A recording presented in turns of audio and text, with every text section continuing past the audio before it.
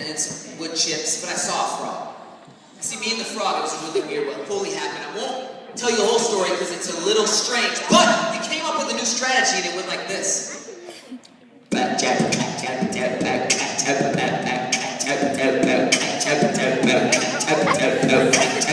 Ribbit.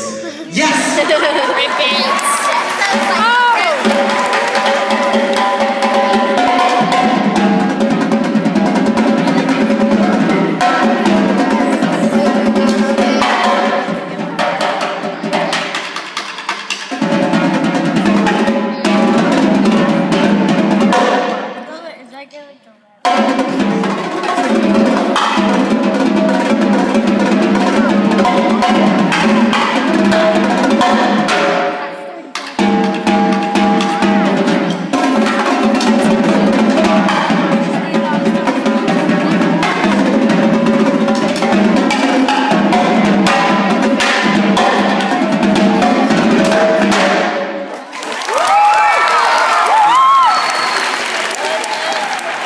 Tricks tonight. We're going to continue this tonight, Caleb. 6:30, Columbia Central. We're going to finish this beatbox drum battle, and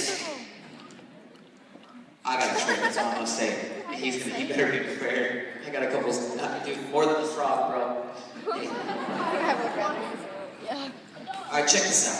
When you walk into a room this size, statistically speaking, half of the room has experienced a divorce in their household. Statistically speaking, there's so many people in the room here right now that have felt the pain of abuse. There's people that have had depression to the point to where they've led them to thoughts of suicide, even attempts to cut themselves. You have people that have experimented drugs, people that are sleeping with their boyfriend who's not even that cool anyways, and he definitely can't provide for you. And you have people in this room that at a young age have experienced physical abuse and molestation, all kinds of darkness. And what happens is this. You walk into a room this size and you put on a mask because you feel like no one can relate. You gotta act like everything's okay. But how is it possible that so many people can still feel alone in the midst of a crowd this size? See, this is called facing the crowd, and you're just one face, and you may feel like no one can relate to your story, and you don't really want to talk to the friend on the left or the right of you because they're just your friend for the high moments and everything's going great, but would they really like you for your insecurities and your pain? And when we begin to peel back that onion, when you begin to take off that mask, what you're left with is you're confronted with reality. Newsflash is this: you're born into this world by yourself. Well, you're with another human present, but you die by yourself. And it's very important what you do with what your life and how you want to live it in such a way that it is important, the decisions you make, how it affects others, and how you want to treat people. Do you sit by the person that no one else sits by, or do you make fun of that person? As the faces in the crowd, many are represented here. You all have a real story. I don't know what it is, but we're going to invite you into some of our stories, and hopefully you can relate.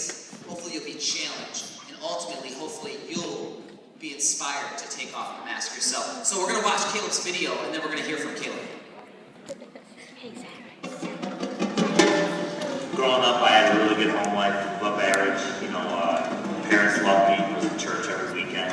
Started playing music, different instruments. Went to the drums, and I was really attracted to sort of the rock star. I loved being in class, clown, the center of attention, showing people my skills on the drums. And it changed when people wanted me to do other things. I let my guard down and they'd be like, dude, why don't you do this, or why don't you do that? And I figured I'd be able to make more people laugh if I did those things. I'd get more attention. They would think I was cooler. Maybe my band would get more recognition if I did these things. So I ended up drinking.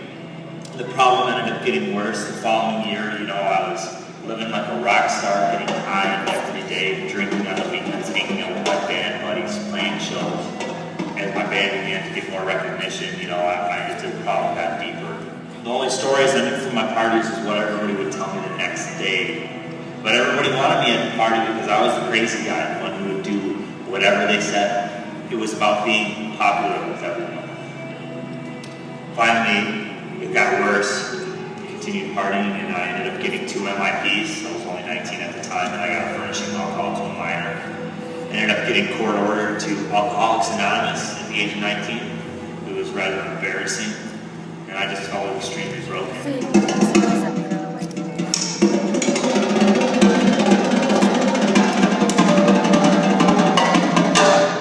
My name's Caleb Hubbard.